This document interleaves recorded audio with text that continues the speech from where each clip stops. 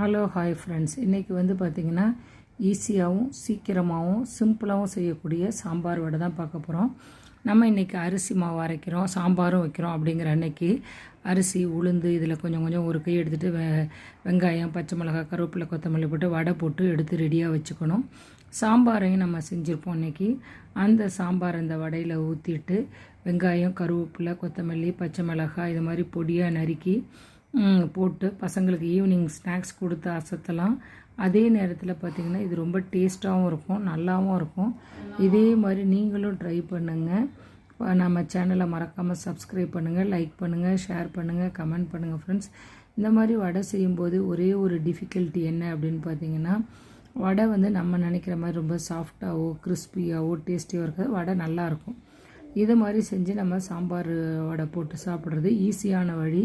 இதே மாதிரி நீங்களும் ட்ரை பண்ணுங்கள் ஃப்ரெண்ட்ஸ். தேங்க்யூ.